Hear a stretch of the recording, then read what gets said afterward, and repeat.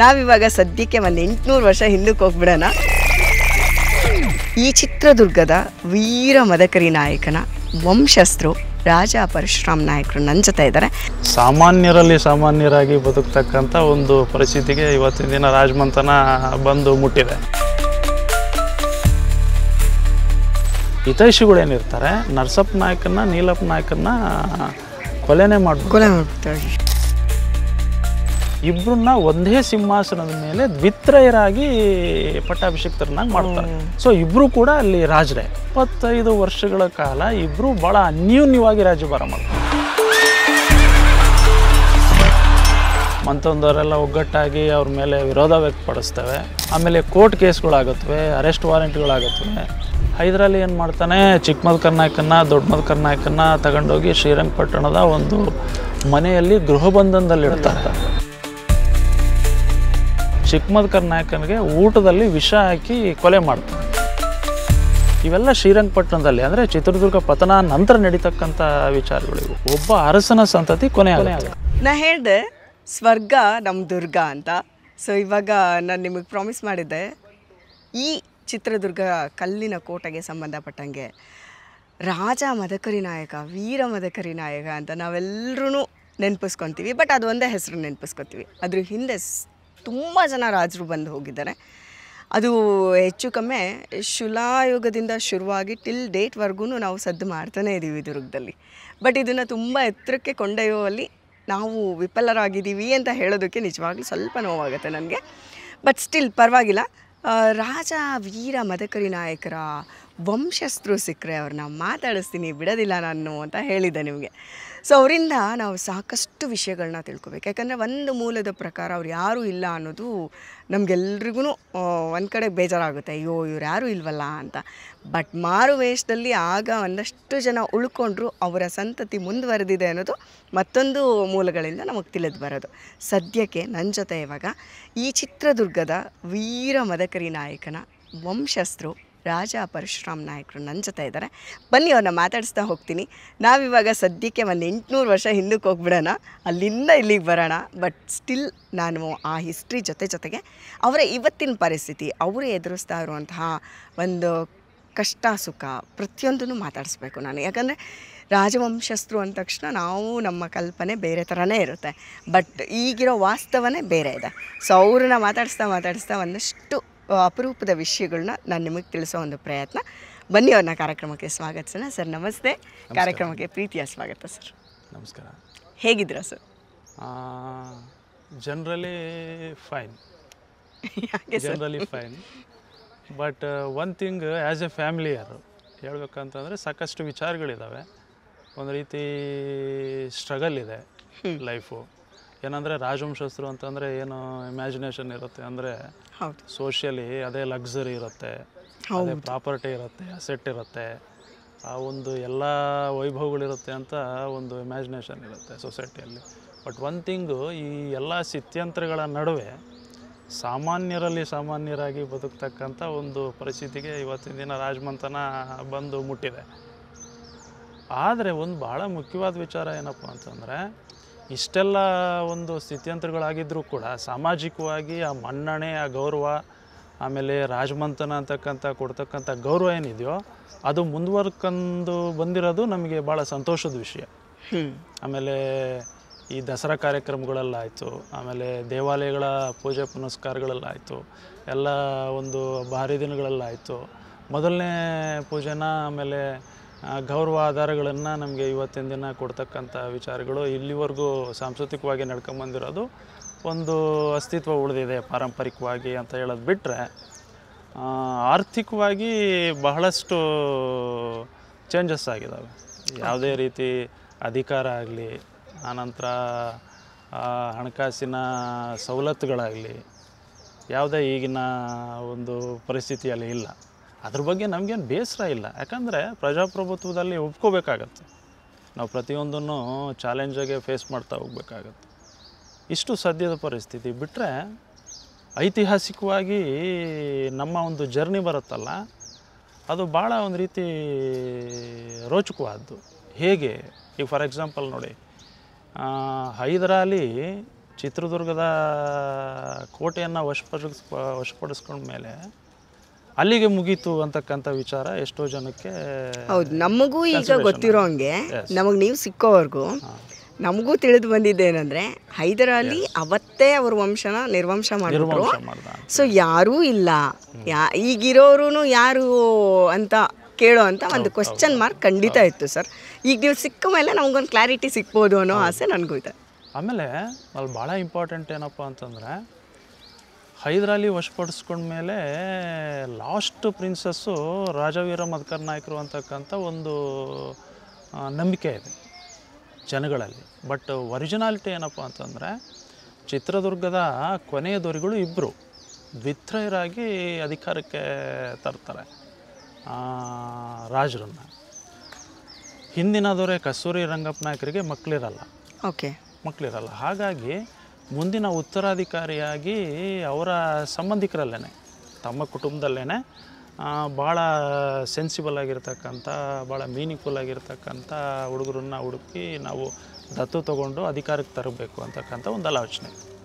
ಆ ಸಂದರ್ಭದಲ್ಲಿ ಸೋದರ ಸಂಬಂಧಿ ಆಗಿರ್ತಕ್ಕಂಥ ಕಾಟಪ್ಪ ನಾಯಕರು ಅಂಥೇಳಿ ಚಿಕ್ಕದೊಡ್ಡಪ್ಪನ ಮಕ್ಕಳು ಆ ಬಿಚ್ಚಗತ್ತಿ ಭರಮಣ್ಣ ನಾಯಕರ ಸಂತತಿಯಲ್ಲೇ ಬರ್ತಾರೆ. ಅವರನ್ನು ಚಳ್ಳಕೆರೆ ತಾಲೂಕಿನ ದೊಡ್ಡೇರಿ ಗಡಿ ಠಾಣೆಗೆ ಮುಖ್ಯಸ್ಥರನ್ನಾಗಿ ನೇಮಿಸಿರ್ತಾರೆ ಕಾಟಪ್ಪ ನಾಯಕರು ಅಂಥೇಳಿ.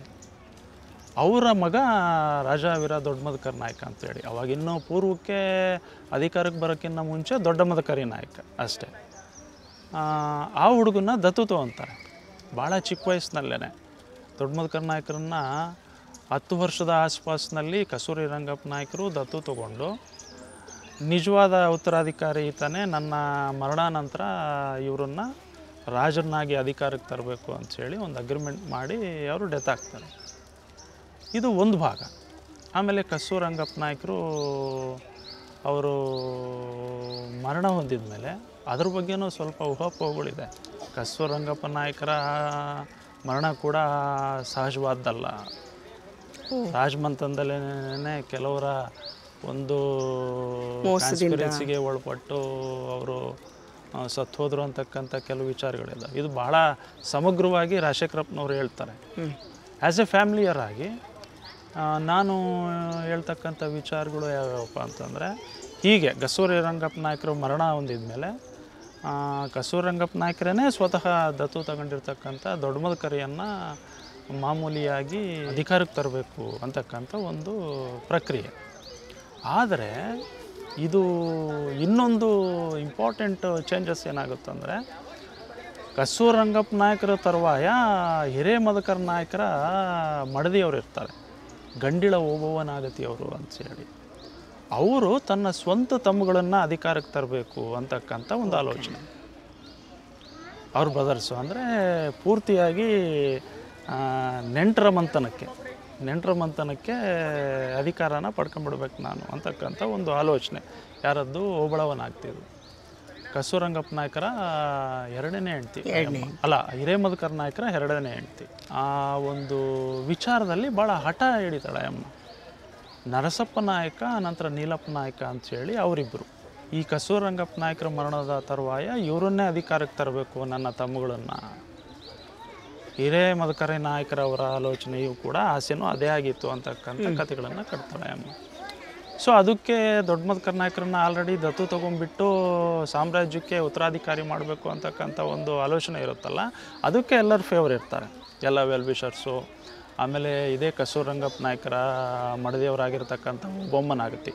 ಇಲ್ಲಿ ಏನು ಕನ್ಫ್ಯೂಷನ್ ಅಂದರೆ, ಕೇಳಿದ್ರೆ ಇಬ್ಬರು ಹೆಂಡ್ತಿರಿಗೂ ಮಕ್ಕಳಿಲ್ಲ. ಇಲ್ಲ, ಹಿರೇ ಮದಕರಿ ನಾಯಕರಿಗೆ ಕಸ್ತೂರಿ ರಂಗಪ್ಪ ನಾಯಕರು ಒಬ್ಬರೇ ಮಗ. ಬಟ್ ಕಸ್ತೂರಿ ರಂಗಪ್ಪ ನಾಯಕರು ಗಂಡಿಲ ಓಬಳವನಾಗ್ತಿ ಮಗ ಅಲ್ಲ, ಇನ್ನೊಬ್ಬ ಮಡದಿಯ ಮಗ. ಮಲತಾಯಿ ಆಗ್ತಾರೆ ಯಾರು, ಓಬಳವನಾಗ್ತಿ ಅವರು. ಅವರನ್ನ ರಾಜ ಮಾಡಕ್ ಬರಲ್ಲ, ಕನ್ಸಿಡರ್ ಮಾಡಲ್ಲ. Yes, you are right. ಪಟ್ಟದ ರಾಣಿ ಯಾರು ಇರ್ತಾರೆ ಅವ್ರಿಗೆ ಮಾತ್ರ ಅಧಿಕಾರ ಒಂದು. ಆಮೇಲೆ ಇವ್ರ ಹೆಸರು ಯಾರು, ಹಿರೇ ಮದಕರಿ ನಾಯಕರ ಮಗ ಕಸ್ತೂರಿ ರಂಗಪ್ಪ ನಾಯಕರು ಇರ್ತಾರಲ್ಲ, ಅವ್ರ ಮಡದಿ ಹೆಸರು ಓಬವ್ವನಾಗ್ತೀನಿ. ಅಲ್ಲಿ ಒಂದು ಸ್ವಲ್ಪ ಕನ್ಫ್ಯೂಷನ್ ಆಗುತ್ತೆ. ಸೊ ಆವಾಗ ಮಾಮೂಲಿಯಾಗಿ ಯಾವಾಗ ತಮ್ಮಗಳನ್ನು ಪಟ್ಟಕ್ಕೆ ತರಬೇಕು ಅಂತ ಯೋಚನೆ ಮಾಡ್ತಾರೋ ಅದಕ್ಕೆ ಸಾಮ್ರಾಜ್ಯದಲ್ಲಿ ವಿರೋಧ ವ್ಯಕ್ತ ಆಗುತ್ತೆ. ಇಲ್ಲ, ಕಸ್ತೂರಿ ರಂಗಪ್ಪ ನಾಯಕರು ಆಲ್ರೆಡಿ ದತ್ತು ತಗೊಂಡ್ಬಿಟ್ಟಿದ್ದಾರೆ, ದೊಡ್ಡೇರಿಯ ಕಾಟಪ್ಪ ನಾಯಕರ ಮಗ ದೊಡ್ಡ ಮದಕರ ನಾಯಕರನ್ನೇ ಉತ್ತರಾಧಿಕಾರಿಯನ್ನಾಗಿ ನಾವು ನೇಮಿಸ್ಲಿಕ್ಕೆ ಮುಂದಾಗ್ತೇವೆ. ಇದನ್ನು ನಾವು ಚೇಂಜಸ್ ಮಾಡಲಿಕ್ಕೆ ಒಪ್ಪಲ್ಲ ಅಂಥೇಳಿ ಬಸವರಂಗಪ್ಪ ನಾಯಕರ ಮಿಸಸ್ಸು ಓಬಮ್ಮ ನಾಗ್ತಿನೂ ಕೂಡ ಅದೇ ವಾಯ್ಸ್ ರೈಸ್ ಮಾಡ್ತಾರೆ. ಸೊ ಬಹಳಷ್ಟು ಗೊಂದಲ ಆಗುತ್ತೆ. ನರಸಪ್ಪ ನಾಯಕ ನೀಲಪ್ಪ ನಾಯಕ ಅಂತಕ್ಕಂಥ ವ್ಯಕ್ತಿಗಳು ಇದ್ದರೆ ತಾನೇ, ಓಬಳವ ನಾಯಕತೆಯ ತಮ್ಗಳು ಇದ್ದರೆ ತಾನೇ ಇಲ್ಲಿ ಪ್ರಶ್ನೆ ಮಾಡೋದು ಅಂಥೇಳಿ ಈ ಹಿರೇಮದಕರ ನಾಯಕರ ಫಾಲೋಯರ್ಸು ವೆಲ್ವಿಷರ್ಸು ಏನಿರ್ತಾರೆ, ಹಿತೈಷಿಗಳು ಏನಿರ್ತಾರೆ, ನರಸಪ್ಪ ನಾಯಕನ ನೀಲಪ್ಪ ನಾಯಕನ ಕೊಲೆನೇ ಮಾಡ್ಬಿಡ್ತಾರೆ. ಇದಕ್ಕೆ ಡಾಕ್ಯುಮೆಂಟ್ಸ್ ಇದ್ದಾವೆ, ಪರ್ಟಿಕ್ಯುಲರ್ ಎಲ್ಲ ರೆಕಾರ್ಡ್ಸ್ ಇದ್ದಾವೆ. ಆಮೇಲೆ ಅನಿವಾರ್ಯವಾಗಿ ದೊಡ್ಡ ಮದಕರಿಯನ್ನು ಪಟ್ಟಕ್ಕೆ ತರಬೇಕು ಅಂತಕ್ಕಂಥ ಒಂದು ವಿಚಾರ ಉದ್ಭವ ಆಗುತ್ತೆ. ಅದು ಸಮಂಜಸ ಕೂಡ, ಕಸ್ತೂರಂಗಪ್ಪ ನಾಯಕರು ದತ್ತು ತಗೊಂಡಿರೋದ್ರಿಂದ. ಬಟ್ ಗಂಡಿಳ ಓಬವ್ವ ನಾಗತಿಗೆ ಏನಾಗುತ್ತೆ ಅಂತಂದರೆ ಒಂದು ಅನುಮಾನ, ನಾನು ದೊಡ್ಡ ಮದಕರಿಯ ಅಧಿಕಾರಕ್ಕೆ ಬರಲಿಕ್ಕೆ ನಾನು ವಿರೋಧ ಮಾಡಿದೆ, ನಾಳೆ ಬೆಳಿಗ್ಗೆ ಆತ ಏನನ್ನ ಅಧಿಕಾರಕ್ಕೆ ಬಂದರೆ ನನಗೆ ಗೌರವ ಕೊಡ್ತಾನೋ ಇಲ್ಲೋ ಗೊತ್ತಿಲ್ಲ, ಇಂಥ ಅನುಮಾನಗಳು ವ್ಯಕ್ತ ಆಗಿ ಇಲ್ಲ ನನಗೆ ಜಾನಕಲ್ನಲ್ಲಿ ಇನ್ನೊಂದು ಸೋದರ ಸಂಬಂಧಿಯಾಗಿರ್ತಕ್ಕಂಥ ಚಿಕ್ಕಮದಕರ ನಾಯಕನ ತಗೊಂಬಂದು ಪಟ್ಟಕ್ಕೆ ತರಬೇಕು ಅಂತಕ್ಕಂಥ ವಿಚಾರನ ಹಠ ಹಿಡಿತಾರೆ ಗಂಡ್ಲ ಓಬವ್ವನಾಗ್ತಿ ಅವರು. ಗಂಡೆಳ ಓಬವ್ವನಾಗ್ತಿ ಅವರ ಅಭಿಪ್ರಾಯದಂತೆ ಹಿರೇಮದಕರ ನಾಯಕರೇ ಕನಸಿನಲ್ಲಿ ಬಂದುಬಿಟ್ಟು ನಾನೇ ಮತ್ತೊಮ್ಮೆ ಹುಟ್ಟು ಬಂದಿದ್ದೇನೆ ಚಿಕ್ಕಮದಕರಿಯಾಗಿ, ನನ್ನನ್ನು ತಗೊಂಡೋಗಿ ಸಾಮ್ರಾಜ್ಯಕ್ಕೆ ಉತ್ತರಾಧಿಕಾರಿಯಾಗಿ ನೇಮಿಸಲಿಕ್ಕೆ ಎಲ್ಲ ಪ್ರಯತ್ನ ಪಡಿ ಅಂತಕ್ಕಂಥ ಇಲ್ಲ ಸಲ್ಲದ ಊಹಾಪೋಹದ ಮಾತುಗಳನ್ನು ಹೇಳಿ ಜನಗಳಿಗೆ ಒಪ್ಪಿಸಿ ಅದಕ್ಕೆ ಹಠ ಹಿಡಿತಾರೆ ಓಬಳವನಾಗ್ತಿ ಮತ್ತೆ ಹಠ ಹಿಡಿತಾರೆ. ಮತ್ತೆ ನರಸಪ್ಪ ನಾಯಕ ನೀಲಪ್ಪ ನಾಯಕನಂತೂ ಮಾಡೋಕ್ಕಾಗಲಿಲ್ಲ. ನನ್ನ ಮಾತಿಗೆ ಬೆಲೆ ಕೊಡ್ತಕ್ಕಂಥ, ನನ್ನ ಮಾತು ನಡೀತಕ್ಕಂಥ ಒಬ್ಬ ವ್ಯಕ್ತಿಯನ್ನು ಅಲ್ಲಿ ಕೂರ್ಸೋಣ ಅಂತಕ್ಕಂಥ ಧೋರಣೆ ಯಾರಿಗೆ, ಓಬಳವನಾಗ್ತಿ ಅವರಿಗೆ. ಆಮೇಲೆ ಕಸ್ತೂರಂಗಪ್ಪ ನಾಯಕರ ಮಿಸಸ್ಸು ಸುಮ್ಮನೆ ಇರಲ್ಲ, ಇಲ್ಲ ದೊಡ್ಡ ಮದಕರ ನಾಯಕನ ನಾವು ದತ್ತು ತಗೊಂಡಿದ್ವಿ, ದೊಡ್ಡ ಮದಕರ ನಾಯಕನ್ನೇ ನಾವು ರಾಜನ್ ಮಾಡಬೇಕು. ಇದು ಬಹಳ ಗೊಂದಲ ಆಗಿಬಿಡುತ್ತೆ ಇದು. ಆಮೇಲೆ ಯಾವುದೇ ಸಮಸ್ಯೆ ಬೇಡ ಅಂಥೇಳಿ ಎಲ್ಲ ಒಗ್ಗಟ್ಟಾಗಿ ಚರ್ಚೆ ಮಾಡಿಬಿಟ್ಟು ಕಸ್ತೂರಂಗಪ್ಪ ನಾಯಕರ ಎಣಿಕೆಯಂತೆ ದೊಡ್ಡ ಮದಕರ ನಾಯಕನೂ ಪಟ್ಟಕ್ಕೆ ತರೋಣ, ಓಬಳವನಾಗ್ತಿ ಅವರ ಒಂದು ಭಾವನೆಗಳಿಗೂ ನಾವು ವಿರೋಧ ಹೋಗೋದು ಬೇಡ, ಚಿಕ್ಕ ಮದಕರ ನಾಯಕನೂ ಇರಲಿ, ಕುಂತು ಪಟ್ಟ ನಿಂತು ಪಟ್ಟ ಅಂತೇಳಿ ಡಿಸೈಡ್ ಮಾಡಿಬಿಟ್ಟು. ನೀವಲ್ಲಿ ಫೋಟೋ ತೋರಿಸಿದ್ರಿ ಅಲ್ಲ ಒಂದು? ಎಸ್, ದೊಡ್ಡ ಮದಕರ ನಾಯಕ ಅಂತ ತೋರಿಸ್ತೆ ನೋಡ್ರಿ. ಹೌದು. ನಿಂತು ಪಟ್ಟ ಕುಂತು ಪಟ್ಟ ಅಂಥೇಳಿ ಡಿಸೈಡ್ ಮಾಡಿ ಇಬ್ಬರನ್ನ ಒಂದೇ ಸಿಂಹಾಸನದ ಮೇಲೆ ದ್ವಿತ್ರಯರಾಗಿ ಪಟ್ಟಾಭಿಷಿಕ್ತರನ್ನಾಗಿ ಮಾಡ್ತಾರೆ. ಇದು ಒರಿಜಿನಲ್ ಡ್ರಾಮಾವನ್ನು ಇಲ್ಲಿ ಮರಡಿಹಳ್ಳಿ ಅಂತ ಬರುತ್ತೆ ಹಿರಿಯೂರು ರೋಡಲ್ಲಿ, ಸೀತಾರಾಮ್ ರೆಡ್ಡಿ ಅವರು ಅಂಥೇಳಿ ಅವರು ಭಾಳ ಅದ್ಭುತವಾಗಿ ಬರೆದಿದ್ದಾರೆ. ಪೂರ್ವದಿಂದಲೂ ಕೂಡ ಅದೇ ಪ್ಲಾಟನ್ನೇ ನಾಟಕ ಮಾಡೋದು.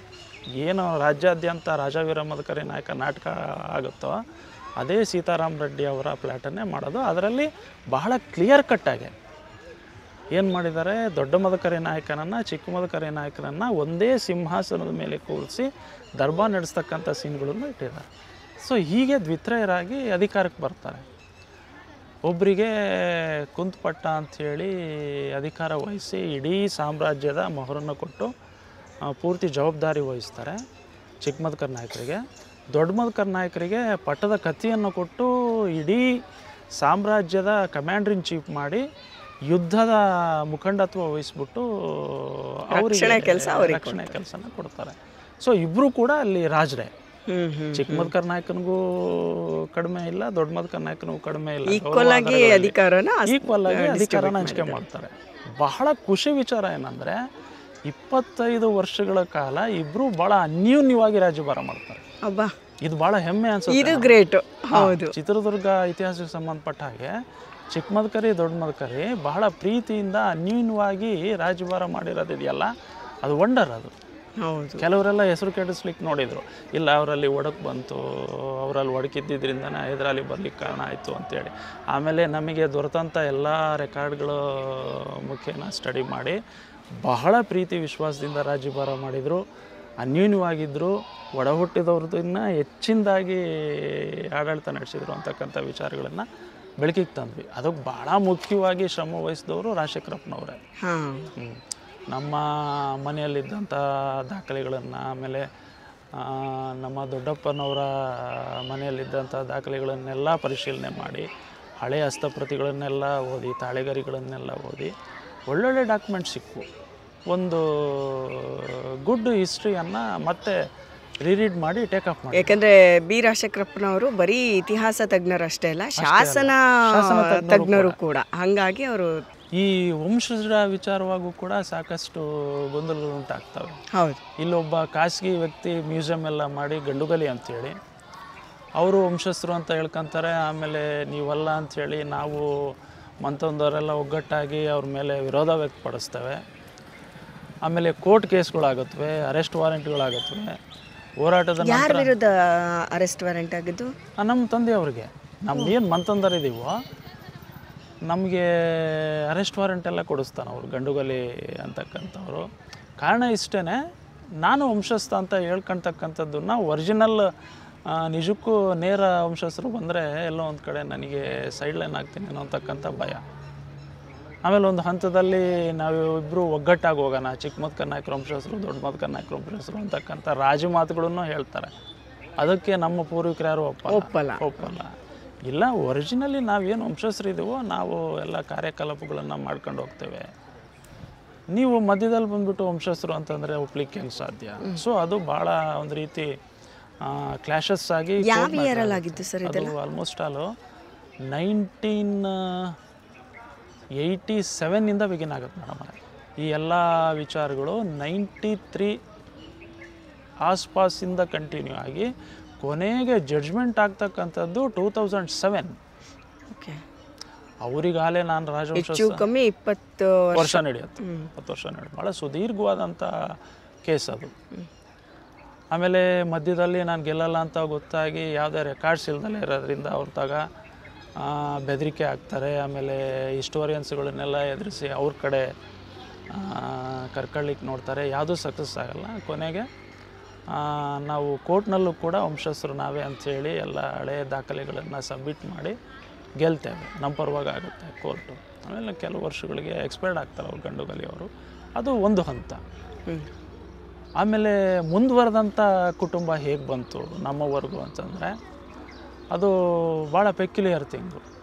ಹೇಗೆ ಈಗ ಹೈದರಾಲಿ ಏನು ಮಾಡ್ತಾನೆ, ಚಿಕ್ಕ ಮದ್ಕರ್ ನಾಯಕನ್ನ, ದೊಡ್ಡ ಮದ್ಕರ್ ನಾಯಕನ್ನ ತಗೊಂಡೋಗಿ ಶ್ರೀರಂಗಪಟ್ಟಣದ ಒಂದು ಮನೆಯಲ್ಲಿ ಗೃಹಬಂಧನದಲ್ಲಿಡ್ತಾರೆ. ಎಲ್ಲರೂ ಏನಂತಾರೆ, ಸೆರೆಯಲ್ಲಿಟ್ಟರು. ಆ ಪದವನ್ನು ನಾನು ಒಪ್ಪಲ್ಲ.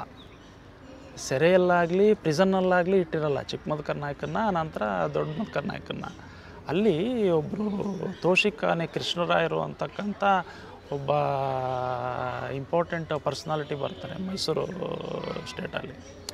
ಅವರು ಮನೆಯನ್ನು ಬಿಡಿಸ್ಕೊಂಡು, ಆ ಮನೆ ಭಾಳ ದೊಡ್ಡ ಮನೆ. ಈಗ ಒಬ್ಬ ರಾಜರಿಗೆ ಏನೆಲ್ಲ ವ್ಯವಸ್ಥೆಗಳು ಬೇಕೋ, ಅನುಕೂಲಗಳು ಬೇಕೋ ಅದನ್ನೆಲ್ಲ ಕೊಟ್ಬಿಟ್ಟು ಹೈದರು ಗೃಹಬಂಧನದಲ್ಲಿ, ಅವ್ರಿಗೆ ಯಾವುದೇ ಪೂರ್ತಿಯಾಗಿ ಸ್ವತಂತ್ರ ಕೊಡದಲ್ಲೇ ಗೃಹಬಂಧನದಲ್ಲಿ ಇಡ್ತಾರೆ. ಸೊ ಗೃಹಬಂಧನದಲ್ಲೂ ಕೂಡ ಕೆಲವು ಪಿತೂರಿಗಳು ನಡೆದು ರಾಜವೀರ ಮದ್ಕರ್ ನಾಯಕನಿಗೆ, ಅಂದರೆ ಚಿಕ್ಕ ಮದ್ಕರ್ ನಾಯಕನಿಗೆ ಊಟದಲ್ಲಿ ವಿಷ ಹಾಕಿ ಕೊಲೆ ಮಾಡ್ತಾರೆ. ಅಲ್ಲಿಗೆ ಚಿಕ್ಕ ಮದ್ಕರ್ ನಾಯಕರ ಒಂದು ಎಂಡ್ ಆಗುತ್ತೆ. ನೆಕ್ಸ್ಟು ಈ ಸಂದರ್ಭದಲ್ಲಿ ಏನಾಗುತ್ತಪ್ಪ ಅಂತಂದರೆ, ಏಕೈಕ ಪುತ್ರ, ಒಬ್ಬನೇ ಒಬ್ಬನ ಮಗ ಭರಮಣ್ಣ ನಾಯಕ ಅಂಥೇಳಿ, ಆ ಹುಡುಗನಿಗೆ ಇನ್ನು 13 ವರ್ಷ ಇರುತ್ತೆ ಅವಾಗ. ಇವೆಲ್ಲ ಶ್ರೀರಂಗಪಟ್ಟಣದಲ್ಲಿ, ಅಂದರೆ ಚಿತ್ರದುರ್ಗ ಪತನ ನಂತರ ನಡೀತಕ್ಕಂಥ ವಿಚಾರಗಳಿವು. ಭರಮಣ್ಣ ನಾಯಕ ಆಮೇಲೆ ಚಿಕ್ಕ ಮದ್ಕರ್ ನಾಯಕನ ತಮ್ಮ ಒಬ್ರು ಇರ್ತಾರೆ, ಪ್ರಧಾನಿ ಆಗಿರ್ತಾರೆ ಅವರು, ಪರಶುರಾಮಪ್ಪ ನಾಯಕ ಅಂಥೇಳಿ. ಅವ್ರ ಫ್ಯಾಮಿಲಿಯರ್ಸು ಈಗ ಅರಳ್ಳಿಹಟ್ಟಿಯಲ್ಲಿದ್ದಾರೆ, ಈಗಲೂ ಪ್ರಸ್ತುತ ಇದ್ದಾರೆ ಅವರು ಫ್ಯಾಮಿಲಿಯರ್ಸು ಕೂಡ. ಅವರಿಬ್ಬರು ತಪ್ಪಿಸ್ಕೊಳ್ಳಿಕ್ಕೆ ಪ್ರಯತ್ನ ಪಡ್ತಾರೆ ಶ್ರೀರಂಗಪಟ್ಟಣದಿಂದ. ನಾವು ಹೋಗ್ಬಿಡೋಣ, ಇಲ್ಲೇ ಬೇರೆ ಏನಾದರೂ ಬದುಕಲಿಕ್ಕೆ ಅನುಕೂಲ ಆಗುತ್ತೆ ಮುಂದೆ, ಇಲ್ಲೇ ಗೃಹಬಂಧನದಲ್ಲಿದ್ದು ನಾವು ಸಾಯೋದಕ್ಕಿಂತಲೂ ಕೂಡ ಹೊರಗೆ ಹೋದರೆ ಏನನ್ನ ಸಾಧನೆ ಮಾಡ್ಬೋದಲ್ಲ ಅಂತ ಆಲೋಚನೆ. ಅವರಿಬ್ಬರನ್ನ ತಪ್ಪಿಸ್ಕೊಳ ಅಂಥದ್ದಲ್ಲಿ ಹಿಡಿದುಬಿಟ್ಟು ಅಲ್ಲೇ ಕಬ್ಬಾಳದುರ್ಗ ಅಂತ ಬರುತ್ತೆ ಶ್ರೀರಂಗಪಟ್ಟಣದ ಹತ್ರ, ಅಲ್ಲಿ ನೇಣಿಗಾಕ್ತಾರೆ ಪ್ರಧಾನಿ ಪರಶುರಾಮಪ್ಪ ನಾಯಕನ, ಆಮೇಲೆ ಚಿಕ್ಕ ಮದ್ಕರ್ ನಾಯಕನ ಒಬ್ಬನೇ ಮಗ ಭರಮಣ್ಣ ನಾಯಕನ. ನೋಡಿ ಇದು ಎಷ್ಟು ದುರಂತ ಅಂದರೆ, ಅಲ್ಲಿಗೆ ಒಬ್ಬ ಅರಸನ ಸಂತತಿ ಕೊನೆ ಆಗುತ್ತೆ. ಕೊನೆ ಆಯಿತು. ಚಿಕ್ಕ ಮದ್ಕರ್ ನಾಯಕನ ಕುಟುಂಬ ಕಂಪ್ಲೀಟಾಗಿ ಕೊಲ್ಯಾಪ್ಸ್ ಆದಂಗೆ, ಸಂತತಿ ಮುಂದುವರಿಯಲ್ಲ. ನೆಕ್ಸ್ಟು ದೊಡ್ಡ ಮದ್ಕರ್ ನಾಯಕನ ವಿಚಾರ ಏನಾಗುತ್ತಪ್ಪ ಅಂತಂದರೆ, ದೊಡ್ಡ ಮದ್ಕರ್ ನಾಯಕ ಈಗ ಆಲ್ರೆಡಿ ಕಮಾಂಡರ್ ಇನ್ ಚೀಫ್ ಆಗಿ ಸಾಕಷ್ಟು ಯುದ್ಧಗಳನ್ನು ಗೆದ್ದುಕೊಟ್ಟಿರ್ತಾನೆ. ಒಂದು ಹಂತದಲ್ಲಿ ರಾಜವೀರ್ ಮದ್ಕರ್ ನಾಯಕ ಹೈದರಾಲಿ ಜೊತೆಗೆ ಒಳ್ಳೆ ವಿಶ್ವಾಸ ಇಟ್ಕೊಂಡಿದ್ದ ಸಂದರ್ಭದಲ್ಲಿ ಎಷ್ಟೋ ಯುದ್ಧಗಳು ಹೈದರಾಲಿ ಪರವಾಗೂ ಕೂಡ ರಾಜವೀರ್ ಮದಕರಿ ನಾಯಕ ದೊಡ್ಡ ಮದಕರಿ ನಾಯಕ ಮಾಡೋದಂಥ ಸಂದರ್ಭದಲ್ಲಿ ನೇತೃತ್ವನ ದೊಡ್ಡ ಮದಕರಿ ನಾಯಕನೇ ವಹಿಸಿರ್ತಾನೆ. ಸೊ ಈ ಎಲ್ಲ ಒಂದು ಕ್ವಾಲಿಟಿಯನ್ನು ನೋಡಿ ದೊಡ್ಡ ಮದಕರಿ ನಾಯಕನ್ನ ಮನವೊಲಿಸ್ಬಿಟ್ಟು ಮತ್ತೆ ನಮ್ಮಲ್ಲಿ ನಡೀತಕ್ಕಂಥ ಯುದ್ಧಗಳಿಗೆ ನೀನು ಗೆಲ್ಲಿಸ್ಕೊಂಬರ್ಬೇಕು ಅಂಥೇಳಿ ಬಲವಂತದಿಂದ ಆತನ ಕಮಾಂಡರ್ ಇನ್ ಚೀಫ್ ಮಾಡಿ ಬೇರೆ ಬೇರೆ ಯುದ್ಧಗಳಿಗೆ ಕಳಿಸ್ತಾರೆ.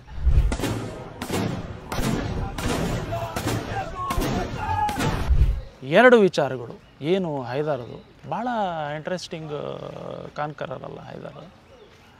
ಒಂದು ದೊಡ್ಡ ಮದಕರಿ ನಾಯಕ ಯುದ್ಧದಲ್ಲಿ ಡೆತ್ ಆದರೆ ಅವ್ರ ಮಂತನ ಕಂಪ್ಲೀಟ್ ಕೊಲಾಪ್ಸ್ ಆಗುತ್ತೆ.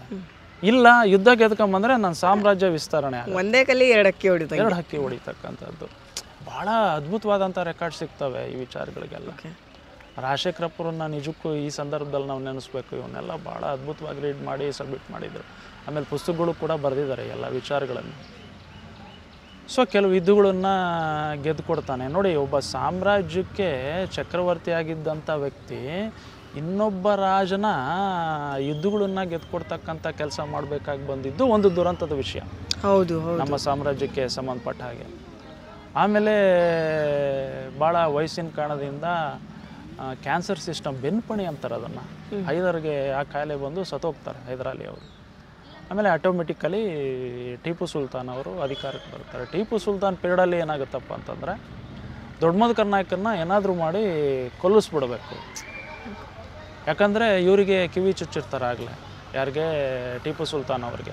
ನೀವು ಹಿಂಗೆ ಬೆಳೀತಾ ಬಿಟ್ಟರೆ ಮುಂದೊಂದು ದಿನ ನಿಮಗೆ ವಿರೋಧ ಆಗಿ ಸಾಮ್ರಾಜ್ಯನ ಅವರು ಹಿಂಪಡೀಲಿಕ್ಕೆ ಪ್ರಯತ್ನ ಪಡ್ತಾರೆ. ಉಳಿಸೋದು ಒಳ್ಳೆಯದಲ್ಲ ಇಂಥ ಎಲ್ಲ ವಿಚಾರಗಳು.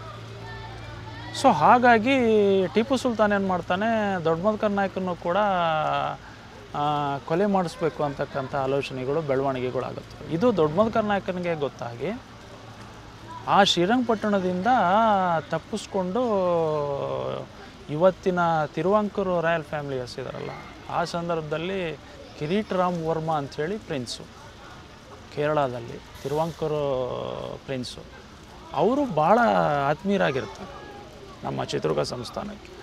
ಅವರ ಸಾಮ್ರಾಜ್ಯಕ್ಕೆ ಹೋಗಿ ಒಂದು ಆಶ್ರಯನ ಪಡೀತಾರೆ ದೊಡ್ಡ ಮದಕರಿ ನಾಯಕ. ಅಲ್ಲಿ ಇನ್ನೊಂದು ಬ್ಯೂಟಿಫುಲ್ ಡೆವಲಪ್ಮೆಂಟ್ ಆಗುತ್ತೆ. ಏನು ಕೇರಳದಲ್ಲಿ ರಾಜಮಂತನದ ಹೆಣ್ಮಗಳನ್ನು ಮದುವೆ ಆಗ್ತಾರೆ ಯಾರು ದೊಡ್ಡ ಮದಕರಿ ನಾಯಕರು. ಮತ್ತು ಅವಾಗ ಆಲ್ಮೋಸ್ಟ್ ಆಲು ನನ್ನ ಪ್ರಕಾರ ಒಂದು 43-45 ಆಸ್ಪಾಸ್ನಲ್ಲಿ ಏಜ್ ಇರ್ಬೋದು ದೊಡ್ಡ ಮದಕರಿ ನಾಯಕರು. ಆಮೇಲೆ ಅಲ್ಲಿ ತಿರುವಾಂಕೂರಲ್ಲಿದ್ದಾಗೂ ಕೂಡ ಟಿಪ್ಪು ಇಲ್ಲ ದೊಡ್ಡ ಮದಕರಿ ನಾಯಕನ ನಮಗೆ ಒಪ್ಪಿಸ್ಬೇಕು, ಇಲ್ಲಪ್ಪ ಅಂದರೆ ನಿಮ್ಮ ಮೇಲೆ ಯುದ್ಧ ಮಾಡ್ತೇನೆ.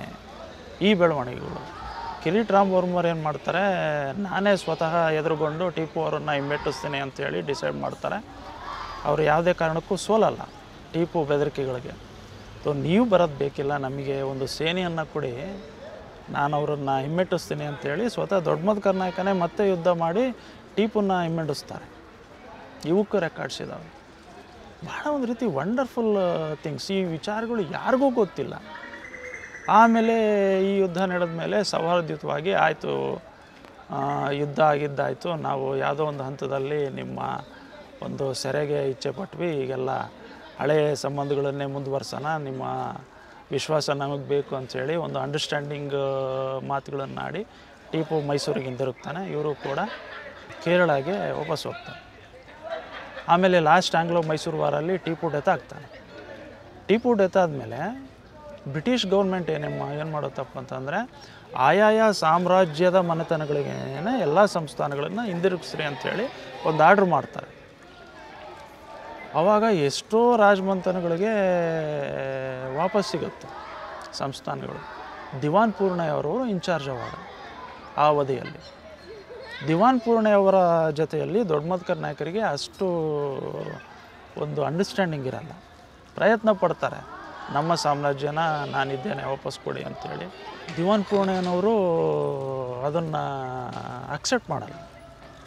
ಯಾವುದೋ ಒಂದು ವಿಚಾರವನ್ನು ಮನಸ್ಸಿನಲ್ಲಿ ಇಟ್ಕೊಂಡು ದೊಡ್ಡ ಮದಕರಿಯನ್ನು ಸೈಡ್ಲೈನ್ ಮಾಡಿ ಇವತ್ತು ಕೊಡ್ತೀನಿ ನಾಳೆ ಕೊಡ್ತೀನಿ ಅಂತ ಹೇಳ್ತಾ ಕೇವಲ ಒಂದು 200 ಎಕರ್ಸ್ ಜಾಗೀರು ರಾಯಲ್ ಪೆನ್ಷನ್ ಡಿಕ್ಲೇರ್ ಮಾಡ್ತಾರೆ. ರಾಯನ್ ಪೆನ್ಷನ್ ಡಿಕ್ಲೇರ್ ಅಂತಂದರೆ ಅದು ಭಾಳ ವ್ಯವಸ್ಥಿತವಾಗಿ ಆಗಿನ ಖರ್ಚು ವೆಚ್ಚಗಳು ಏನಿರುತ್ತೋ ಅಷ್ಟೆಲ್ಲ ವ್ಯವಸ್ಥಿತವಾಗಿ ಕೊಟ್ಟು ನಿನಗೆ ಎಲ್ಲಿ ಚಿತ್ರದುರ್ಗದಲ್ಲಾದರೆ ಚಿತ್ರದುರ್ಗದಲ್ಲಿ, ಹೊಳಲ್ಕೆರೆ ಅಲ್ಲಾದರೆ ಹೊಳಲ್ಕೆರೆಯಲ್ಲಿ, ಅಥವಾ ನೀವು ದೊಡ್ಡೇರಿಯಲ್ಲಿ ಹುಟ್ಟಿ ಬೆಳೆದಂಥ ವ್ಯಕ್ತಿ ಎಲ್ಲಿ ಬೇಕಿದ್ರೂ ನೀವು 200 ಎಕರ್ಸು ಹೇಳಿದರೆ ನಾವು ಕೊಡ್ತೀವಿ ಅಂತಕ್ಕಂಥ ಒಂದು ಅಂಡರ್ಸ್ಟ್ಯಾಂಡಿಂಗ್ ಬರುತ್ತೆ, ಅಗ್ರಿಮೆಂಟ್ ಆಗುತ್ತೆ. ಚಳ್ಳಕೆರೆಯಲ್ಲೇ ಬೆಳೆದಿದ್ದರಿಂದ ದೊಡ್ಡ ಮಧುಕರ್ ನಾಯಕರು ಚಳ್ಳಕೆರೆಯಲ್ಲೇ ಪ್ಲೇಸನ್ನು ತಗೊಂಡು ಅಲ್ಲಿ ಮುಂದಿನ ದಿನಗಳನ್ನು ಕಂಟಿನ್ಯೂ ಮಾಡ್ತಾರೆ. ಎಷ್ಟೇ ಪ್ರಯತ್ನ ಪಟ್ಟರೂ ಸಂಸ್ಥಾನವನ್ನು ಹಿಂಪಡೀಲಿಕ್ಕೆ ಸಾಧ್ಯ ಆಗಲ್ಲ. ಓಕೆ, ಅದು ಅಕಸ್ಮಾತ್ ಏನನ್ನ ವಾಪಸ್ ಸಿಕ್ಕಿದ್ರೆ ಇವತ್ತು ಚಿತ್ರದುರ್ಗದ ರಾಜಮಂತನದ ದಿಕ್ಕೇ ಬದಲಾಗ್ತಿತ್ತೇನಪ್ಪ ಅಂತಕ್ಕಂಥ ಈಗೇನು ಮೈಸೂರು ಇದೆಯೋ ಆ ಥರ ಈಕ್ವಲ್ ಆಗಿದೆ. ಆಮೇಲೆ ಇನ್ನೂ ಭಾಳ ಮುಖ್ಯವಾದ ವಿಚಾರ ಏನಂದರೆ ಹೈದರ್ ಗೆಲ್ತಾನಲ್ಲ, ಹೈದರ್ ಗೆದ್ದಾಗ ಚಿತ್ರದುರ್ಗ ಸಾಮ್ರಾಜ್ಯದ ಖಜಾನೆಯನ್ನು, ದೇವಾಲಯಗಳನ್ನು, ಎಲ್ಲ ಪ್ರಾಪರ್ಟಿಯನ್ನು ಕೆಲವು ತಿಂಗಳುಗಳು ಅಲ್ಲಿಗೆ ಸಾಗಿಸ್ತಾರೆ ಅಂತಕ್ಕಂಥ ಒಂದು ಉಲ್ಲೇಖ ಇದೆ. ಅಂದರೆ ಅಲ್ಲಿನ ರಿಚ್ನೆಸ್ಸಲ್ಲಿ ಚಿತ್ರದುರ್ಗ ಸಂಸ್ಥಾನದ್ದು ಪಾಲು ಇರತಕ್ಕಂಥದ್ದು ಅಂಥೇಳಿ ಒಂದು ವಿಚಾರ. ಸೊ ಇಷ್ಟೆಲ್ಲ ಸ್ಥಿತ್ಯಂತರಗಳಾಗುತ್ತವೆ. ಆಮೇಲೆ ದೊಡ್ಡ ಮಧುಕರ್ ನಾಯಕರು ಇಲ್ಲಿ ಚಳ್ಳಕೆರೆಯಲ್ಲಿ ಬಂದು ನೆಲೆಸ್ತಾರೆ ಪತ್ನಿ ಸಮೇತರಾಗಿ. ಅಲ್ಲಿ ಕೇರಳದಲ್ಲಿ ಮದುವೆ ಆಗಿರ್ತಾರೆ ಅಂತ ಹೇಳಿದ್ನಲ್ಲ, ಪಾರ್ವತಮ್ಮ ನಾಗ್ತಿ ಅಂತೇಳಿ ಮಡದಿ ಹೆಸರು. ಇಲ್ಲಿ ಬಂದು ಚಳ್ಳಕೆರೆಯಲ್ಲಿ ನೆಲೆಸಿ ಚಳ್ಳಕೆರೆಯಲ್ಲೇ ಕೊನೆ ದಿನಗಳನ್ನು ಕಳೀತಾರೆ. ಅವ್ರ ಕುಟುಂಬದ ಮುಂದುವರೆದಂಥ ಸಂತತಿ ನಮ್ಮದು. ಓಕೆ, ದೊಡ್ಡ ಮಧುಕರ್ ನಾಯಕರ ಸಂತತಿ. ಆಮೇಲೆ ಅಲ್ಲಿ ಜಮೀನಿನಲ್ಲಿ ಹಿರೇ ಮಧುಕರ್ ನಾಯಕನ ಸಮಾಧಿನೇ ಹೋಲ್ತಕ್ಕಂಥ ಒಂದು ಕಲ್ಲಿನ ಕಟ್ಟಡನೂ ಇತ್ತು. ಈ ಮಾಯಕೊಂಡದಲ್ಲಿ ಹಿರೇ ಮಧುಕರ್ ನಾಯಕರ ಸಮಾಧಿ ಇದೆಯಲ್ಲ, ಅದೇ ರೀತಿಯ ಸಮಾಧಿಯನ್ನು ಚಳ್ಳಕೆರೆ ಪಾವಗಡ ರಸ್ತೆಯಲ್ಲಿ ಮಾಡಿದರು. ಸೊ ಅದನ್ನು ಕ್ರಮೇಣ ಏನು ಮಾಡಿಬಿಡ್ತಾರಪ್ಪ ಅಂತಂದರೆ, ಈ ಜಮೀನುಗಳ ಕೆಲಸಕ್ಕೆ, ಭತ್ತದ ಗದ್ದೆಗಳ ಕೆಲಸಕ್ಕೆ ಇದು ಅಡ್ಡ ಆಗುತ್ತಲ್ಲ ಅಂಥೇಳಿ ಅದ್ರ ಮಹತ್ವ ಗೊತ್ತಿಲ್ಲದೆ ಅವನ್ನೂ ಕೂಡ ಎಲ್ಲ ಡೆಮೊಲಿಷ್ ಮಾಡಿ ಇತಿಹಾಸನ ಕಂಪ್ಲೀಟ್ ಕಳೆದು ಹೋಗೋ ರೀತಿ ಮಾಡಿರ್ತಕ್ಕಂಥ ಘಟನೆಗಳು ನಡ್ಕೊಂಬಂದಿದೆ. ಸೊ ತದನಂತರ ನಮ್ಮ ತಾತ ಮುತ್ತಾತಗಳು ಕಾಟಪ್ಪ ನಾಯಕರು, ಅಂದರೆ ದೊಡ್ಡ ಮಧುಕರ್ ನಾಯಕರ ಮಗ ಕಾಟಪ್ಪ ನಾಯಕರು, ಅವ್ರ ಮಗ ಪರಶುರಾಮ್ ನಾಯಕ, ನಾರಾಯಣ ಸ್ವಾಮಿ ನಾಯಕರು, ಆಮೇಲೆ ನಮ್ಮ ತಾತರು ತಂದಿರು, ಈ ಸಂತತಿ ಮುಂದುವರಿಯುತ್ತೆ. ಆಲ್ಮೋಸ್ಟ್ ಆಲ್ ನಮ್ಮ ತಾತನವರೆಗೂ ಕೂಡ ಒಳ್ಳೆ ಸೊಫಿಸ್ಟಿಕೇಟೆಡ್ ಲೈಫನ್ನೇ ಲೀಡ್ ಮಾಡಿದ್ದಾರೆ. ಓಕೆ, ಎಲ್ಲ ಊರಿನಲ್ಲಿ ಮುಖ್ಯಸ್ಥರಾಗಿ, ಆಮೇಲೆ ಸೀನಿಯರ್ ಸಿಟಿಸನ್ಸ್ ಆಗಿ, ಆಮೇಲೆ ವಿದ್ಯಾಭ್ಯಾಸದ ಬಗ್ಗೆ, ಎಜುಕೇಷನ್ ಬಗ್ಗೆ ಅವೇರ್ನೆಸ್ ಕ್ರಿಯೇಟ್ ಮಾಡ್ಕೊತ ಒಳ್ಳೆಯ ಲಕ್ಸುರಿಯಸ್ ಆಗಿ ಬದುಕಿದ್ದಾರೆ. ಏನು ಸಮಸ್ಯೆ ಏನು ಎದುರಿಸಿಲ್ಲ. ಏನು ಸಮಸ್ಯೆ ಆಗುತ್ತೆ ಅಂತಂದರೆ, ಕೂತು ತಿಂದರೆ ಕುಡಿಕೆ ಹುಣ್ಣು ಸಾಲದು ಅಂತಕ್ಕಂಥ ಮಾತಿದೆಯಲ್ಲ, ಅದು ಕ್ರಮೇಣ ಜಮೀನನ್ನು, ಆಸ್ತಿನ ಎಲ್ಲ ಕರಗಿಸ್ತಾ ಬರ್ತಾರೆ. ಹೀಗೆ ಚಿತ್ರದುರ್ಗ ಪತನ ನಂತರ ಏನು ದೊಡ್ಡ ಮಧುಕರ್ ನಾಯಕರ ಒಂದು ಇತಿಹಾಸ ಮುಂದುವರಿಯುತ್ತೋ ಅಲ್ಲಿಗೆ ದೊಡ್ಡ ಮಧುಕರ್ ನಾಯಕರಿಗೆ ಆ್ಯಸ್ ಯೂಶುವಲಿ ಜಹಾಗೀರ್ ಭೂಮಿ, ಅನಂತರ ರಾಜಧಾನ ಇವೆರಡೂ ಸಿಗುತ್ತೆ. ಅಲ್ಲಿಂದ ಮುಂದುವರೆದ ಭಾಗವಾಗಿ ಒಂದು 5 ತಲೆಮಾರುಗಳು, ಅಂದರೆ ನಮ್ಮ ಮುತ್ತಾತನ ಕಾಲದವರೆಗೂ ನಾರಾಯಣ ಸ್ವಾಮಿ ನಾಯಕರು ಅಂಥೇಳಿ ಅವರ ಹೆಸರು, ಅವ್ರ ಕಾಲದವರೆಗೂ ಭಾಳ ಲಕ್ಸುರಿ ಲೈಫನ್ನು ಲೀಡ್ ಮಾಡ್ತಾರೆ.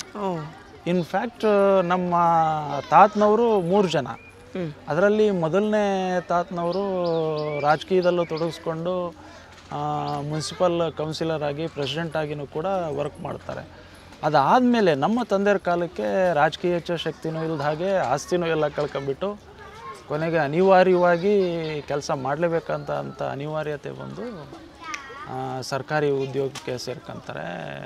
ಚಳ್ಳಕೆರೆ ಫಸ್ಟ್ ಏಡ್ ಕಾಲೇಜಲ್ಲಿ ಲೈಬ್ರರಿಯನ್ ಆಗಿ ವರ್ಕ್ ಮಾಡ್ತಾರೆ. ನಂತರ ನಾನು as usually education, collegiate education first ಏಡ್ ಕಾಲೇಜಲ್ಲೇ ಲೆಕ್ಚರರ್ ಆಗಿ ವರ್ಕ್ ಮಾಡ್ತಾ ಇದ್ದೇನೆ.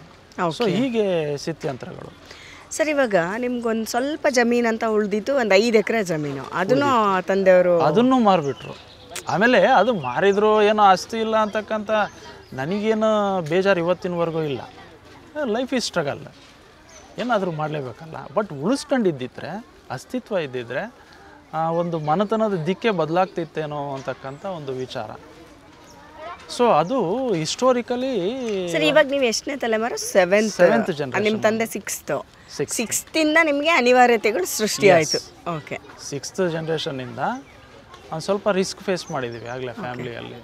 ಅಲ್ಲಿಂದ ಅನಿವಾರ್ಯವಾಗಿ ಕೆಲಸ ಮಾಡಲೇಬೇಕಾದಂಥ ಒತ್ತಡ, ಇಲ್ಲಪ್ಪ ಅಂತಂದರೆ ಜೀವನ ಸಾಗಿಸ್ಲಿಕ್ಕೆ ರಿಸ್ಕೇಸ್ಟ್ ಥಿಂಗು. ಹೌದು. ಹಾಗಾಗಿ ಸರ್ಕಾರಿ ಉದ್ಯೋಗ. ಈಗ ನೀವು ಸ್ಟೇ ಮಾಡೋದು ಚಿತ್ರದುರ್ಗದಲ್ಲೇನೆ? ಈಗ ಅಟ್ ಪ್ರೆಸೆಂಟ್ ದುರ್ಗದಲ್ಲಿದೆ. ದುರ್ಗದಲ್ಲೇ, ಬಟ್ ನೀವು ಕೆಲಸಕ್ಕೆ ಓಡಾಡ್ತೀರಾ? ಜಗಳೂರಿಗೆ ಓಡಾಡ್ತಾ ಇದ್ದೀನಿ. ಜಗಳೂರಿಗೆ ಹೋಗಿ ಬರ್ತೀರಾ? ಫಸ್ಟಿಗೆ ಚಳ್ಳಕೆರೆಯಲ್ಲಿದ್ದೆ, ಚಳ್ಳಕೆರೆ ಫಸ್ಟ್ ಏಡ್ ಕಾಲೇಜಲ್ಲಿದ್ದೆ. ಆಮೇಲೆ ಚಿತ್ರದುರ್ಗ ವರ್ಕ್ ಮಾಡಿದೆ. ಚಿತ್ರದುರ್ಗದಿಂದ ಈಗ ಜಗಳೂರು ಓಡಾಡ್ತಾ ಇದ್ದೀನಿ. ಜಗಳೂರಿಗೆ ಓಡಾಡ್ತಿದ್ದೀರಾ. ಸರ್, ಇವಾಗ ಪ್ರತಿ ದಸರಾನಲ್ಲಿ ನಿಮ್ಮ ಮನೆತನಕ್ಕೆ ಒಂದು ಸ್ಪೆಷಲ್ ಆಗಿ ಒಂದು ಇನ್ವಿಟೇಷನ್ ಇರುತ್ತೆ, ನೀವು ಹೋಗಿ ಆ ಸತ್ಕಾರಗಳನ್ನ ಸ್ವೀಕರಿಸ್ತೀರಾ. ಇದು ನಿಮ್ಮ ತಂದೆ ಕಾಲದಲ್ಲೂ ಮುಂದುವರೆದಿತ್ತ? ಹೌದು, ಇದು ಭಾಳ ಪಾರಂಪರಿಕವಾದಂಥ ಕಾರ್ಯಕ್ರಮ. ಏನು ಬಿಚ್ಚುಗತ್ತಿ ಭರಮಣ್ಣ ನಾಯಕರು ಮುರುಘಾ ಮಠನ ಸ್ಥಾಪನೆ ಮಾಡಿದ್ರು, ಅಲ್ಲಿಂದಲೂ ಕೂಡ ದಸರಾ ಕಾರ್ಯಕ್ರಮಗಳು ನಡ್ಕೊಂಬಂದಿದ್ದಾವೆ.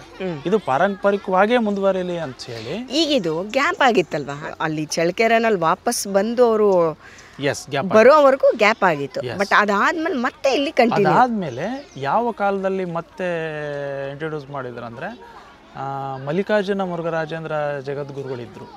ಅವರು ಗುರುಮನೇನ ನಂತರ ಅರಮನೆನ ಒಟ್ಟಾಗಿ ತಗೊಂಡೋಗ್ತಕ್ಕಂಥ ನಿಟ್ಟಿನಲ್ಲಿ ನಾವೆಲ್ಲ ಕೆಲಸ ಮಾಡಲೇಬೇಕು ಅಂಥೇಳಿ ನಮ್ಮನ್ನು ಮತ್ತೆ ಇನ್ವೈಟ್ ಮಾಡಿ ಆ ಒಂದು ಬೆಟ್ಟದಲ್ಲಿ ದಸರಾ ಕಾರ್ಯಕ್ರಮವನ್ನು ಭಕ್ತಿ ಸಮರ್ಪಣೆ ಕಾರ್ಯಕ್ರಮ, ಶರಣ ಸಂಸ್ಕೃತಿ ಉತ್ಸವ ಕಾರ್ಯಕ್ರಮ ಅಂಥೇಳಿ ಕ್ರಿಯೇಟ್ ಮಾಡಿಬಿಟ್ಟು ಮುಂದುವರ್ಸ್ಕೊಂಡು ಹೋಗಲಿಕ್ಕೆ ಅವಕಾಶ ಮಾಡಿಕೊಟ್ರು. ಇವತ್ತು ಕೂಡ ನಮ್ಮ ತಂದೆಯವರು ಹೋಗ್ತಿದ್ರು. ನಮ್ಮ ತಂದೆ ಮರಣ ನಂತರ ಕಾಲ ನಂತರ ಈಗ ನಾನು ಹೋಗ್ತಿದ್ದೇನೆ. ನನ್ನ ಜೊತೆಗೆ ನಮ್ಮ ಎಲ್ಲ ಚಿಕ್ಕ ದೊಡ್ಡಪ್ಪನ ಮಕ್ಕಳು ಬರ್ತಾರೆ. ಎಲ್ಲ ಒಟ್ಟಾಗಿ ಯಾವುದೇ ಒಂದು ಭಿನ್ನಾಭಿಪ್ರಾಯಗಳಿಂದಲೇ ಕಾರ್ಯಕ್ರಮಗಳನ್ನ ನಡೆಸ್ಕೊಡ್ತಾ ಇರ್ತೇನೆ. ಈಗಲೂ ಕೂಡ ಮುಂದುವರ್ಕೊಂಡು. ಸ್ವರೂಪ ಹೆಂಗಿರುತ್ತೆ ಸರ್ ಅವತ್ತಿನ ದಿನ? ಏನೆಲ್ಲ ದಿನ ವೆರಿ ಸಿಂಪಲ್. ನಾವೇನು ಭಾಳ ದೊಡ್ಡ ಮಟ್ಟದಲ್ಲಿ ಸಡಗರ ಮಾಡ್ತಕ್ಕಂಥ ಲೆವೆಲ್ಗೇನು ಹೋಗಲ್ಲ. ಕೆಳಗೆ ಮೆರವಣಿಗೆ ಆಗುತ್ತೆ, ಶರಣ ಸಂಸ್ಕೃತಿ ಉತ್ಸವ ಅಂತೇಳಿ ಸಾವಿರಾರು ಜನ ಕಲಿತಾರೆ. ಏನು ಮೈಸೂರಿನಲ್ಲಿ ಅಂಬಾರಿ ಇರುತ್ತೋ ಅಲ್ಲಿ ಅಂಬಾರಿ ನಡೆದ್ರೆ ಚಿತ್ರದುರ್ಗದಲ್ಲಿ ಸಾರೋಟ್ನಲ್ಲಿ ಸ್ವಾಮೀಜಿಗಳ ಮೆರವಣಿಗೆ ನಡೀತಾ ಇತ್ತು. ಈಗ ಬಸವಣ್ಣನವರ ಒಂದು ಚಿತ್ರಗಳನ್ನು ಸಾರೋಟ್ನಲ್ಲಿ ಮೆರವಣಿಗೆ ಮಾಡಿ ಇಡೀ ಪ್ರಮುಖ ರಸ್ತೆಗಳಲ್ಲಿ ಮೆರವಣಿಗೆ ಬಂದು ಅದು ಮೇಲ್ದುರ್ಗಕ್ಕೆ ಕರ್ಕೊಂಬರ್ತಾರೆ. ಮೇಲ್ದುರ್ಗದಲ್ಲಿ ಒಂದು ವೇದಿಕೆ ಇರುತ್ತೆ, ನಮ್ಮದೇ ಕಾರ್ಯಕ್ರಮ ರಾಜಮಂತನದ್ದು. ಆ ಕಾರ್ಯಕ್ರಮದಲ್ಲಿ ನಾವು ಈಗಿರ್ತಕ್ಕಂಥ ಪ್ರಸ್ತುತ ಸ್ವಾಮೀಜಿಗಳಿಗೆ ಗೌರವ ಕೊಡ್ತೇವೆ. ಆನಂತರ ಅವರು ಕೂಡ ನಮ್ಮನ್ನು ಬನ್ನಿ ಪೂಜೆ ಮಾಡಿ ಗೌರವ ಕೊಡ್ತಕ್ಕಂಥ ಕೆಲಸ ನಡೆಯುತ್ತೆ. ಇತಿಹಾಸಕ್ಕೆ ಸಂಬಂಧಪಟ್ಟ ಹಾಗೆ ಕೆಲವು ವಿಚಾರಗಳು ವಿನಿಮಯ ಆಗುತ್ತವೆ. ನಾನು ಮಾತಾಡ್ತೀನಿ, ಆಮೇಲೆ ಸ್ವಾಮೀಜಿಗಳು ಮಾತಾಡ್ತಾರೆ. ಈ ಎಲ್ಲ ಬೆಳವಣಿಗೆ ಆಗುತ್ತವೆ. ಬನ್ನಿ ಪೂಜೆ ನಂತರ ಎಲ್ಲರೂ ಅಲ್ಲಿಂದ ಮೇಲ್ದುರ್ಗದಿಂದ ಕೆಳಗೆ ಬರ್ತಕ್ಕಂಥ ಕೆಲಸ ವರ್ಷಗಳಿಂದಲೂ ನಡೀತಾ ಇದೆ. ಆಲ್ಮೋಸ್ಟ್ ಆಲ್ ಮಲ್ಲಿಕಾರ್ಜುನ ಸ್ವಾಮೀಜಿಗಳು ಇದನ್ನು ಆರಂಭ ಮಾಡಿ ಹತ್ತಿರ ನನಗೆ ನೆನಪಿರೋ ಹಾಗೆ ಒಂದು 25-30 ವರ್ಷ ಆಗ್ತಾ ಬಂತಾಗಲೇ ನಮ್ಮ ತಾತಗಳೆಲ್ಲ ಅಟೆಂಡ್ ಮಾಡಿದ್ದಾರೆ. ನಮ್ಮ ತಾತಗಳು ಪರಶುರಾಮ್ ನಾಯ್ಕ ಅಂತ ಇದ್ದರು. ಆಮೇಲೆ ತಾರಸ್ ಅವ್ರ ಕೃತಿಯಲ್ಲಿ ಸ್ಮರಿಸಿದ್ದಾರೆ BS ಶ್ರೀನಿವಾಸ್ ನಾಯ್ಕ ಅಂತೇಳಿ, ಅವ್ರು ಬರ್ತಾಯಿದ್ರು. ಎಲ್ಲ ಭಾಳ ದೊಡ್ಡ ಮಟ್ಟದಲ್ಲಿ ರಾಜಶೇಖರಪ್ಪನವರು ನಮಗೆ ಬೆಂಬಲವಾಗಿ ಬರ್ತಾಯಿದ್ರು, ತೆಲುಗಾವಿಯವರು ಬರ್ತಾಯಿದ್ರು. ನೀವು ಇವಾಗ ಹೋಗೋಕ್ಕೆ ಶುರು ಮಾಡಿ ಒಂದು 30 ವರ್ಷ ಆಯಿತು. ನಾನು ಹುಡುಗ ಇದ್ದಾಗ ನಮ್ಮ ತಂದೆ ಜೊತೆಯಲ್ಲಿ ಹೋಗ್ತಾ ಇದ್ದೆ. ಹಂಗಾದ್ರೆ ಇನ್ನೂ ಒಂದು 60 ಇಯರ್ಸ್ವರೆಗೂ. ಓಕೆ. ಇಡೀ ಪ್ರಕ್ರಿಯೆ ಸ್ಟಾರ್ಟ್ ಆಗಿ ಆ ಒಂದು ಕಾರ್ಯಕ್ರಮ ಸ್ಟಾರ್ಟ್ ಆಗಿ ಒಂದು 30 ಇಯರ್ಸ್ ಅಂತೂ ಆಗಿದೆ. ಅಂತ ಅದುಗಳ ಕಾಲಕ್ಕೇನೆ ಮಲ್ಲಿಕಾರ್ಜುನ ಸ್ವಾಮೀಜಿಗಳಿದ್ದಾಗ ಈಗ ಇದು ಕಂಟಿನ್ಯೂ ಆಗಿ ನೀವು ನೋಡ್ದಂಗೆ ಒಂದು 30 ವರ್ಷ ಕಂಟಿನ್ಯೂ ಆಗಿದೆ. ಓಕೆ. ಸೊ ನಿಮಗೆ ಯಾವತ್ತಾದರೂ ಒಂದಿನ ಒಂದು ಕ್ಷಣ ಅನಿಸಿದ್ಯಾ ಈ ಥರ ಯಾಕಾಯಿತು, ನಾವು ಹಾಗೆ ಇದ್ದಿದ್ರೆ ಹೆಂಗಿರ್ತಿತ್ತು? ನ್ಯಾಚುರಲಿ ಅನಿಸುತ್ತೆ ಅಲ್ಲ, ಅನ್ನಿಸ್ಲೇಬೇಕು.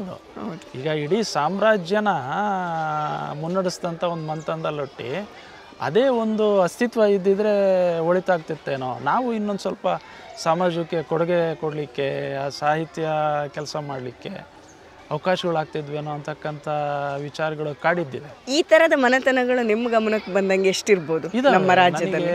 ಗಮನಕ್ಕೆ ಬಂದ ಹಾಗೆ ಮೊಳಕಾಲ್ಮೂರು ಪಾಳೆಗಾರಿಸಿದ್ದಾರೆ, ಆನಂತರ ಜರ್ಮನಿ ಪಾಳೆಗಾರಿಸಿದ್ದಾರೆ, ಕನಕಗಿರಿ ಪಾಳೆಗಾರಿಸಿದ್ದಾರೆ, ಆಮೇಲೆ ಕಿತ್ತೂರು ಫ್ಯಾಮ್ಲಿ ಇದೆ, ಆಮೇಲೆ ಹೋರಾಟದ ಮುಂಚೂಣಿಯಲ್ಲಿದ್ದಂಥ ಸಂಗೊಳ್ಳಿ ರಾಯಣ್ಣ ಫ್ಯಾಮಿಲಿಯರ್ಸಿದ್ದಾರೆ, ಅದ್ರ ಜೊತೆಗೆ ರಾಯದುರ್ಗ ಪಾಳೆಗಾರಿಸಿದ್ದಾರೆ, ಕಲ್ಯಾಣದುರ್ಗ ಪಾಳೆಗಾರಿಸಿದ್ದಾರೆ ಅನಂತಪುರದಲ್ಲಿ. ಎಲ್ಲರೂ ಕೂಡ ಸಾಮಾನ್ಯರಲ್ಲಿ ಸಾಮಾನ್ಯವಾಗಿ ಜೀವನ ಕಳೀತಾ ಇದ್ದಾರೆ.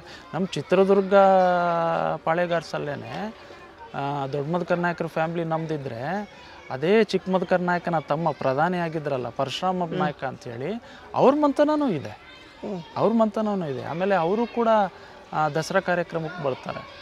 ಆಮೇಲೆ ಇನ್ನೂ ಮುಂದುವರೆದು ನಾಯಕನಟ್ಟಿ ಪಾಳೆಗಾರಿಸಿದ್ದಾರೆ. ಮಿರ್ಸಾಬೆಳ್ಳಿ ಶಿವಣ್ಣವರು ಗೊತ್ತಿರ್ಬೇಕು ನಿಮಗೆ, ಅವರು ನಾಯಕನಟ್ಟಿ ಪಾಳೆಗಾರಿಸ್ ಬಗ್ಗೆನೇ ವಿಶೇಷವಾದಂಥ ಕೃತಿಗಳನ್ನು ಅವರು ತಂದಿದ್ದಾರೆ. ಆಮೇಲೆ ವೈವಾಹಿಕ ಸಂಬಂಧಗಳು ಇದ್ದಿದ್ದುಂಟು ತರೀಕೆರೆ ಪಾಳೆಗಾರಿಸಲ್ಲಿ, ಆಮೇಲೆ ನಾಯಕನಟ್ಟಿ ಪಾಳೆಗಾರಿಸಲ್ಲಿ. ಈಗ ಫಾರ್ ಎಕ್ಸಾಂಪಲ್ಲು ಬಹಳ ಹಿಂದೆನೇ ಬಿಚ್ಗತಿ ಭರಮಣ್ಣ ನಾಯಕರ ಕಾಲದಲ್ಲೇ ನಾಯಕನಟ್ಟಿಯಲ್ಲಿ ವೈವಾಹಿಕ ಸಂಬಂಧಗಳಿರುತ್ತವೆ.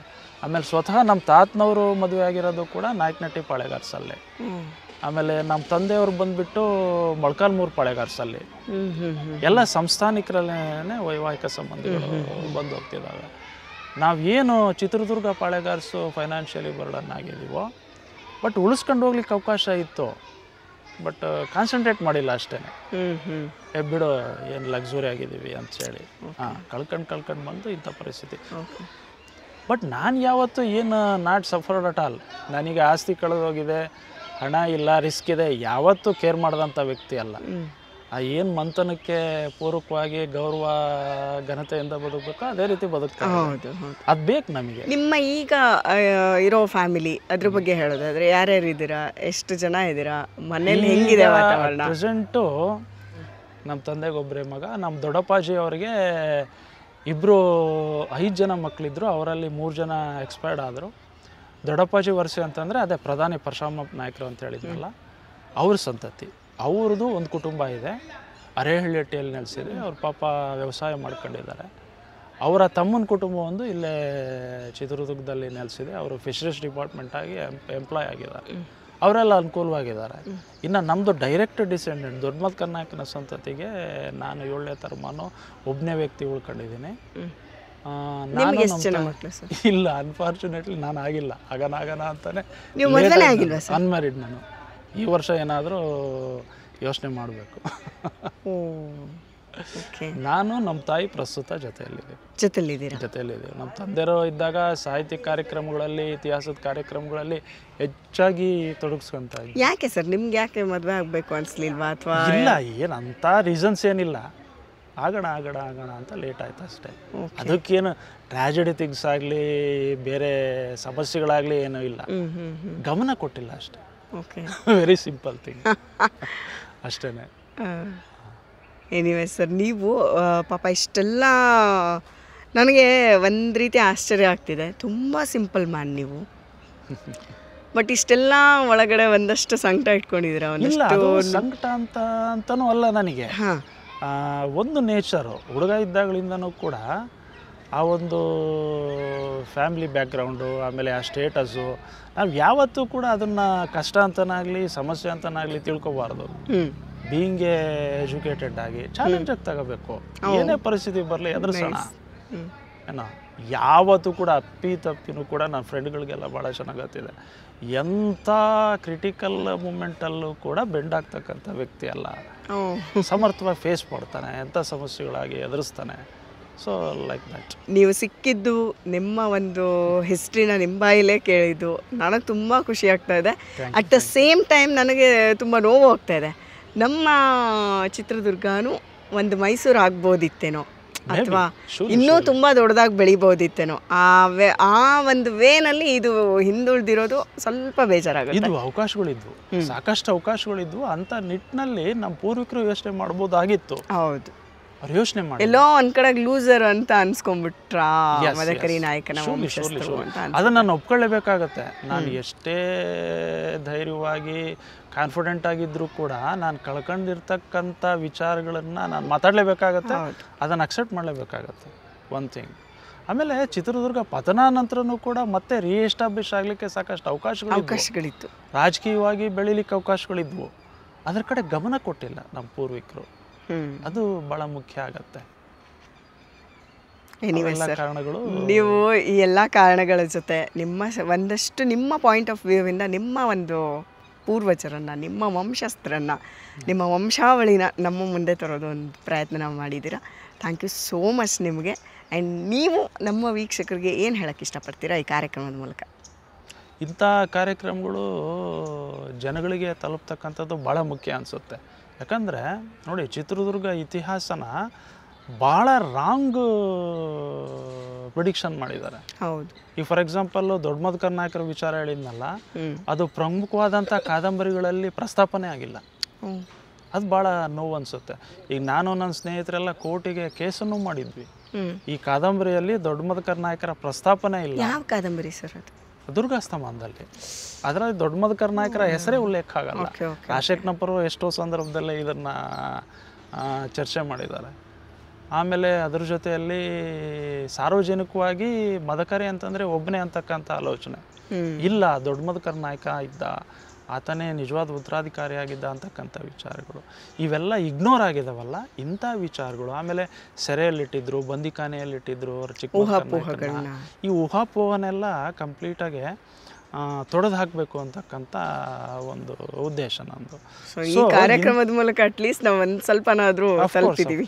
ಅಫ್ಕೋರ್ಸ್ ಇಂಥ ಕಾರ್ಯಕ್ರಮಗಳು ಹೆಚ್ಚಿಗೆ ಆದರೆ ಚಿತ್ರದುರ್ಗ ಇತಿಹಾಸಕ್ಕೆ ಇನ್ನೊಂದು ಹೊಸ ರೂಪ ಸಿಗತ್ತೆ ಅಂತಕ್ಕಂಥ ಅಭಿಪ್ರಾಯ ನನ್ನದು. Thank you sir, thank you so much. And ನೀವು ನಮ್ಮ ಕಾರ್ಯಕ್ರಮಕ್ಕೆ ಒಂದು ಸ್ವಲ್ಪ ಟೈಮ್ ಕೊಟ್ಟಿದ್ದಕ್ಕೆ ನಿಮ್ಗೆ ಧನ್ಯವಾದ ನನ್ನ ಕಡೆಯಿಂದ. ಆ್ಯಂಡ್ ನೀವೆಲ್ಲರೂ ಈ ಒಂದು ಕಾರ್ಯಕ್ರಮದ ಮೂಲಕ ಚಿತ್ರದುರ್ಗದ ಬಗ್ಗೆ ನಿಮಗೊಂದು ದೃಷ್ಟಿಕೋನ ಇರುತ್ತೆ, ಅಥವಾ ನಿಮಗೊಂದಷ್ಟು ಮಾಹಿತಿಗಳು ತಿಳ್ಕೊಂಡಿರ್ತೀರ. ಅದರ ಒಂದು ಏನು ನಿಜವಾದ ಒಂದು ಸ್ವರೂಪ ಹಿಂಗಿತ್ತು, ಹಿಂಗಿದೆ ಅಂತ ನಾನು ನಿಮಗೆ ತಿಳಿಸ್ಕೊಡೋ ಒಂದು ಪ್ರಯತ್ನ ಮಾಡಿದ್ದೀನಿ. ಸೊ ಈ ಕಾರ್ಯಕ್ರಮ ನಿಮ್ಮೆಲ್ಲರಿಗೂ ಇಷ್ಟ ಆಗಿರುತ್ತೆ ಅಂತ ಭಾವಿಸ್ತೀನಿ. ಬಟ್ ಇನ್ನೂ ಇದೆ, ಇನ್ನಷ್ಟು. ಅಂದರೆ ಈಗ ವಂಶಸ್ಥರು ಹೇಳಿದ್ದು ಒಂದಾದರೆ, ಇತಿಹಾಸ ತಜ್ಞರು ಕೂಡ ಒಂದಷ್ಟು ಮಾಹಿತಿನ ನೀಡ್ತಾರೆ. ಅಂದರೆ ಇವರಿಗೆ ಪೂರಕವಾಗಿ ಅವರು ಕೂಡ ನಮಗೆ ಸಾಕಷ್ಟು ಬಾರಿ, ಈಗ ಇಂಟರ್ವ್ಯೂನಲ್ಲೂ ಸಾಕಷ್ಟು ಬಾರಿ ಅವರು ಹೇಳಿದರು ಇತಿಹಾಸ ತಜ್ಞರು ಎಷ್ಟೆಲ್ಲ ಹೆಲ್ಪ್ ಮಾಡಿದ್ದಾರೆ ಅಂತ. ಸೊ ಅವರನ್ನು ಮಾತಾಡ್ಸೋದು ಬಾಕಿ ಇದೆ. ಲೆಟ್ಸ್ ಗೋ, ಅವ್ರ ಹತ್ರನೂ ಹೋಗೋಣ.